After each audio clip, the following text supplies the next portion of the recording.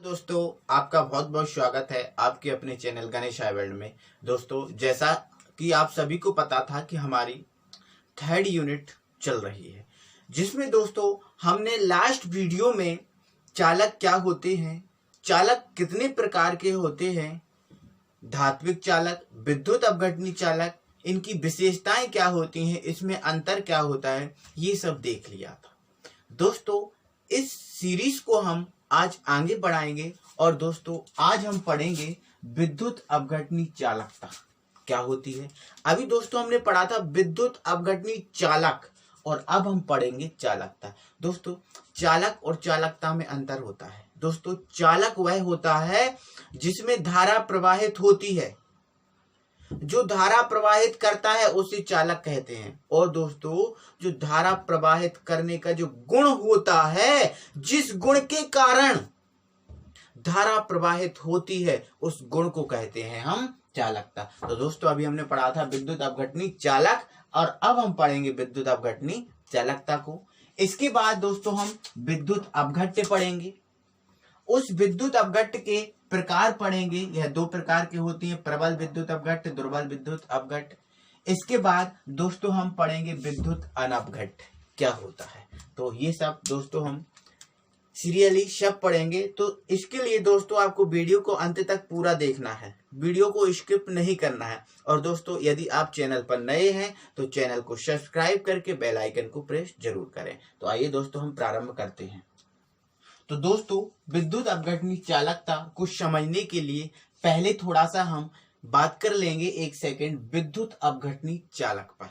तो दोस्तों, मैंने आपको बता दिया था जो विद्युत अपघटनी चालक होता है, ऐसा चालक होता है जो पिघली हुई अवस्था में या विलयन में विद्युत धारा को प्रवाहित करता है। और जब दोस्तों विद्युत अपघटनी चालक में धारा का प्रवाह होता है तो इसमें रासायनिक परिवर्तन होता है। तो दोस्तों, इससे तो हमें मतलब नहीं है। हमें तो इससे मतलब है कि जो विद्युत अपघटनी चालक होते हैं, जो पिघली हुई अवस्था में या विलयन में विद्युत धारा का प्रवाहित करते हैं। तो दोस्तों, इस विद्युत धारा को प्रवाहित करने का जो विद्युत अपघटनी चालकों में जो गुण होता है, उस गुण को हम कहेंगे विद्युत अपघटनी चालकता। तो क्या हो गई इसकी परिभाषा दोस्तों? विद्युत अपघटनी चालकों में धारा प्रवाहित होने के गुण को विद्युत अपघटनी चालकता कहते हैं। खत्म, बस। इसके बाद दोस्तों हम विद्युत अपघट्य पे आ जाते हैं। अब यहां से दोस्तों आपको ज्यादा समझने की थोड़ी सी जरूरत है। तो दोस्तों, जो विद्युत अपघट्य होता है वो एक पदार्थ होता है। क्या होता है दोस्तों? एक पदार्थ। लेकिन दोस्तों, ये एक ऐसा पदार्थ होता है जो विलयन में, किसमें दोस्तों? विलयन में। अगर इसको हम विलयन में मिला दें तो ये अपने आयनों में विभक्त हो जाएगा दोस्तों। किसमें? आयनों में। तो ध्यान रखना, जो विद्युत अपघट्य होता है वो एक ऐसा पदार्थ होता है जो विलयन में अपने आयनों में विभक्त हो जाता है, मतलब प्लस में और माइनस में। ऐसे पदार्थ को हम बोलते हैं विद्युत अपघट्य। मान लेते हैं दोस्तों यह एक कोई पात्र है और इस पात्र में मैं NaCl को डाल रहा हूं। किसको डाल रहा हूं दोस्तों? NaCl को। इसमें यहां तक कोई जल भरा हुआ है या फिर कोई विलयन मान लेते हैं हम दोस्तों, या जल ही मान लेते हैं, ये जल भरा हुआ है दोस्तों।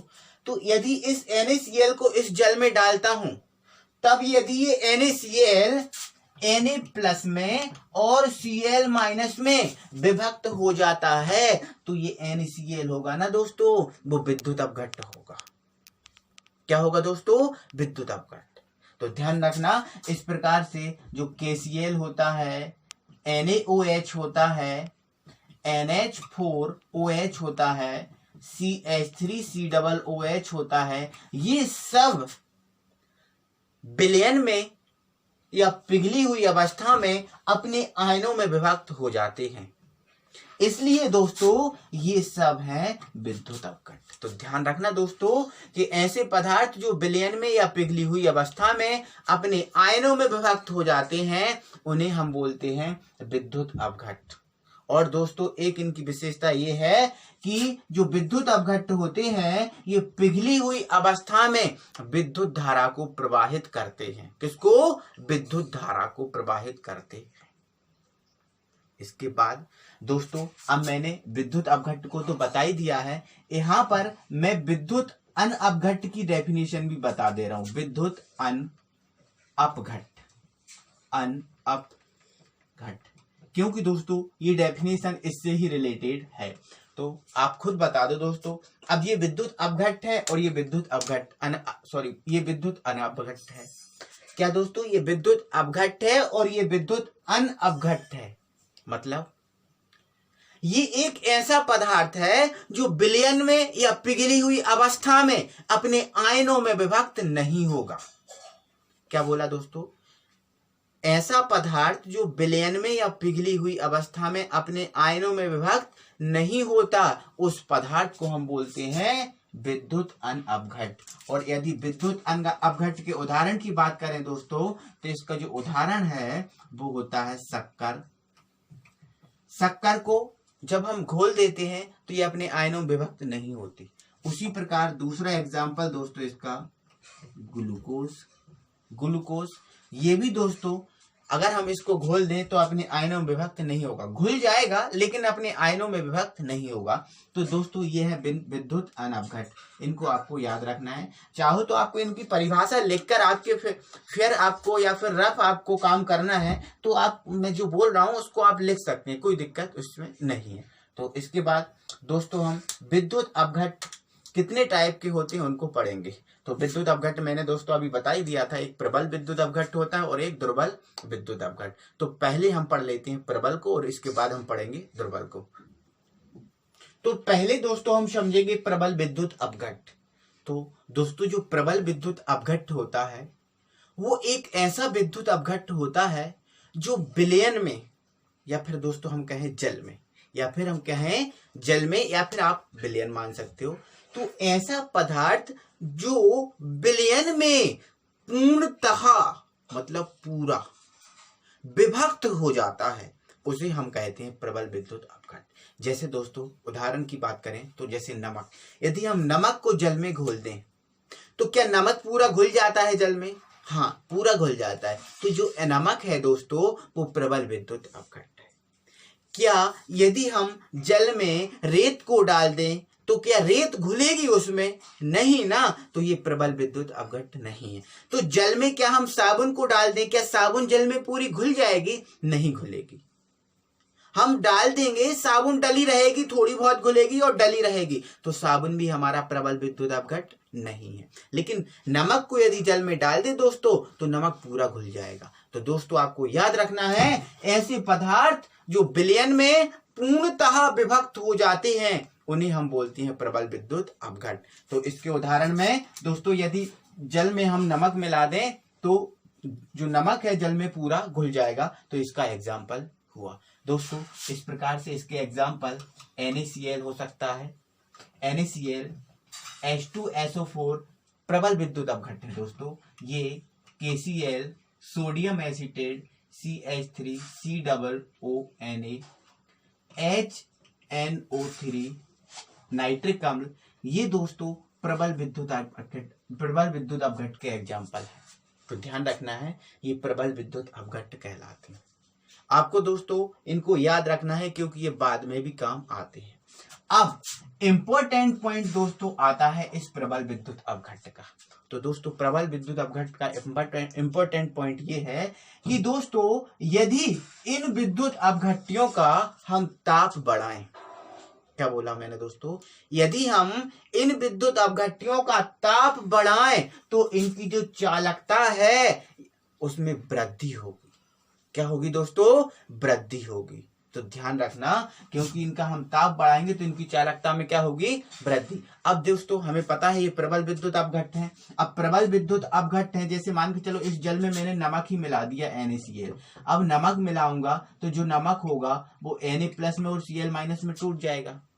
अब Na+ और Cl- में टूट जाएगा। मान लेते हैं इसमें दो कोई ये इलेक्ट्रोड डूबे हैं, अब ये टूट जाएगा। इसके बाद दोस्तों अगर मैं इसको हीट करूंगा, मतलब इसको ताप दूंगा, तो ये Na+ एक इलेक्ट्रोड की ओर जाएगा और दूसरे इलेक्ट्रोड की ओर जाएगा Cl-। तो दोस्तों हम जब ताप बढ़ाएंगे तो जो इनके इलेक्ट्रोड की ओर जाने का जो गुण है वो बढ़ जाएगा। अब इनका जो गुण बढ़ जाएगा तो क्या होगा, इनमें जो धारा का मान है ना वो भी बढ़ जाएगा, मतलब जो चालकता का मान है वो भी बढ़ जाएगा। तो ध्यान रखना है दोस्तों, ताप बढ़ाने पर चालकता का मान बढ़ता है। अगला पॉइंट दोस्तों इंपॉर्टेंट हमारा ये है कि प्रबल विद्युत अपघट्यों की तनुता। क्या बोला दोस्तों मैंने, तनुता। अब ये तनुता क्या होती है उसको समझ लेते हैं। तनुता दोस्तों ये होती है किसी पदार्थ को पतला करना, उसकी तनुता कहलाती है। क्या कहलाती है दोस्तों, उसकी तनुता। अब दोस्तों जैसे मान के चलो कोई पदार्थ है, पहले वो गाढ़ा है, यदि उस पदार्थ में हम जल मिला दें तो वो पतला होगा, मतलब उसको क्या कर दें दोस्तों, तनु कर दें। अब तनु का मैंने जब विलयन पढ़ा रहा था तो तनु का मतलब मैंने वास्तविक बता दिया था, तनु का मतलब दोस्तों पतला होता है। अब तनुता तो मतलब पतला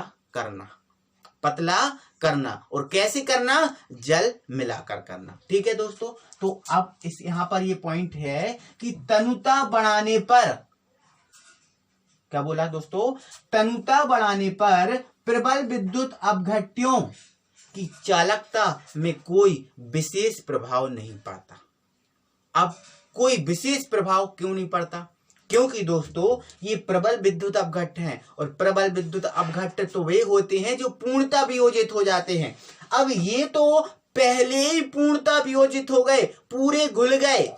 अब इसमें और तनुता बढ़ाओ या उसमें और जल मिलाओ तो इनके घुलने पर क्या कोई प्रभाव पड़ेगा। अब दोस्तों ये पूरा पहले ही घुल गए, फिर क्या घुलेंगे ये, फिर तो घुलने का कोई वो ही नहीं है ना दोस्तों, तो ये फिर घुलेंगे नहीं। तो अब जब फिर नहीं घुलेंगे तो चालकता पे क्या प्रभाव पड़ेगा, जो तो उसकी पहले थी वही बाद में रहेगी। तो हम क्या लिखेंगे दोस्तों, तनुता बढ़ाने पर इन चालकों की चालकता में कोई विशेष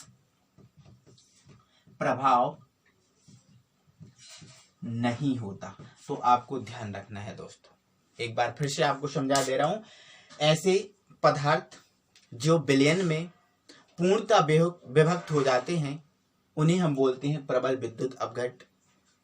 इनके ये एग्जाम्पल हैं, और प्रबल विद्युत अपघट्यों से संबंधित ये कुछ पॉइंट हैं दोस्तों कि प्रबल विद्युत अपघट्यों का ताप बढ़ाने पर चालकता का मान बढ़ता है, लेकिन तनुता बढ़ाने पर इनकी चालकता पर कोई विशेष प्रभाव नहीं पड़ता। तो दोस्तों इसके बाद हम यहाँ समझ लेते हैं दुर्बल विद्युत अपघट्य। तो दोस्तों समझते हैं, तो जो दुर्बल अपघट्य होते हैं दोस्तों, ऐसे विद्युत अपघट्य होते हैं जो विलयन में पूर्णतः विभक्त नहीं होते। अब दोस्तों एक मान लेते हैं ये पात्र है, इस पात्र में जल भरा हुआ है, और इस पात्र में यदि हम साबुन डाल दें तो क्या दोस्तों ये साबुन घुलेगी, पूरी घुल जाएगी? नहीं ना। अब जितनी घुलना है वो घुल जाएगी, और बाकी जो साबुन है वो यहाँ पर रखी रहेगी, घुलेगी नहीं। या फिर ऐसा कर दे दोस्तों, इस जल में हम रेत डाल दें, क्या डाल दें, रेत, तो क्या रेत दोस्तों इसमें घुलेगी? नहीं घुलेगी। तो जो रेत हुआ, साबुन हुआ, ये सब दोस्तों क्या है, दुर्बल विद्युत अपघट्य। क्या है दोस्तों, दुर्बल विद्युत अपघट्य। तो आपको ध्यान रखना है दोस्तों, ऐसे पदार्थ जो जल में या विलयन में पूर्णतः विभक्त नहीं होते दुर्बल विद्युत अपघट्य कहलाते हैं। इनके एग्जाम्पल की बात करें तो दोस्तों इनके एग्जाम्पल हैं CH3 COOH H3BO3, ये बोरिक अम्ल। तो इस प्रकार से दोस्तों एसिटिक अम्ल, बोरिक अम्ल, ये इसके एग्जाम्पल हैं। और अगर बात करें दोस्तों तो H2CO2 कार्बोनिक अम्ल, ये दोस्तों इसके एग्जाम्पल हैं। अब कुछ इंपॉर्टेंट पॉइंट की बात हम करेंगे दोस्तों इस पे।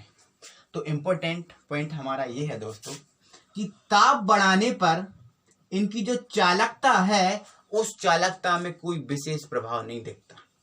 क्यों नहीं दिखता, इसका कारण भी बता रहा हूं दोस्तों। अब हमें पता है ये दुर्बल विद्युत अपघट्य है। क्या है, दुर्बल विद्युत अपघट्य।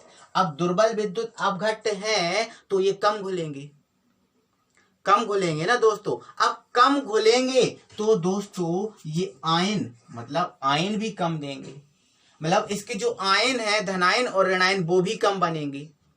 अब वो कम बनेंगे तो अब हम जब ताप बढ़ाएंगे तो जितने आयन इसके बने हैं वो तो इलेक्ट्रोड की ओर पहुंच जाएंगे, इलेक्ट्रोड पर पहुंच जाएंगे।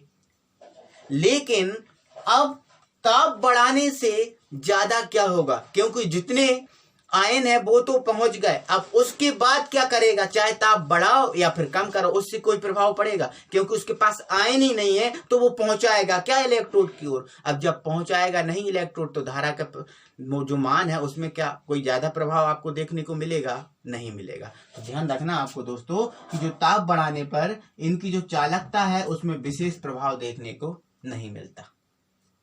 अगला पॉइंट हमारा दोस्तों इसका तनुता है। क्या है दोस्तों, तनुता। तो दोस्तों जो तनुता है, तनुता बढ़ाने पर इनकी चालकता में थोड़ा सा प्रभाव, कुछ प्रभाव देखने को मिलता है। कारण क्यों, क्योंकि दोस्तों हमें पता है कम घुलते हैं, लेकिन दोस्तों अगर हम इनको पतला करें तो इनकी कुछ मात्रा और घुल जाती है। अब कुछ मात्रा और घुल जाएगी तो इसके कुछ आयन और बन जाएंगे। अब कुछ आयन इसके और बन जाएंगे, कुछ आयन और बन जाएंगे तो इनकी जो चालकता है ना वो भी कुछ बढ़ जाएगी। तो ध्यान रखना है दोस्तों आपको, तनुता बढ़ाने पर इनकी चालकता में कुछ विशेष प्रभाव आपको देखने को मिलेगा, लेकिन ताप बढ़ाने पर नहीं मिलेगा। जस्ट इसके उल्टा है।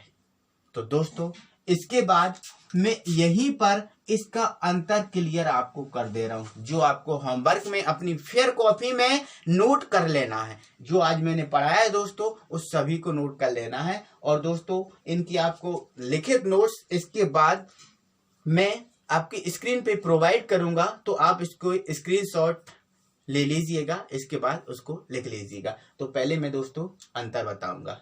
तो प्रबल विद्युत अपघट्ट और दुर्बल विद्युत अपघट्ट। तो दोस्तों जो प्रबल विद्युत अपघट्ट होता है उसका पहला अंतर यह है कि ऐसा विद्युत अपघट्ट जो विलयन में पूर्णतः वियोजित हो जाते हैं प्रबल विद्युत अपघट्ट कहलाते हैं, और ऐसे विद्युत अपघट्ट जो विलयन में पूर्णतः वियोजित नहीं होते दुर्बल विद्युत अपघट्ट कहलाते हैं। दूसरा पॉइंट ये इनके जो दूसरा पॉइंट इसका दोस्तों ये है कि ताप बढ़ाने पर इनकी चालकता में वृद्धि होती है, और ताप बढ़ाने पर इनकी चालकता में कोई विशेष प्रभाव देखने को नहीं मिलता। तीसरा पॉइंट, तनुता बढ़ाने पर इनकी चालकता में कोई विशेष प्रभाव देखने को नहीं मिलता, और यहां पर लिखोगे तनुता बढ़ाने पर इनकी चालकता में वृद्धि होती। कितने पॉइंट हुए दोस्तों, 3। चौथा पॉइंट हमारा दोस्तों ये है कि इसके एग्जाम्पल, चौथा पॉइंट इसके एग्जाम्पल, इसमें चौथा पॉइंट। तो दोस्तों आपको ये 4 पॉइंट बहुत अच्छे से बना लेना है, और इसके बाद दोस्तों आप और भी पॉइंट बना सकते हो, तो फिर तो सोने में सुहागा। इसके बाद दोस्तों जो मैंने आज पढ़ाया है उसके आपको लिखित नोट्स में प्रोवाइड कर रहा हूं, तो आप वीडियो को पॉज करके स्क्रीनशॉट ले लीजिएगा। Thank you very much.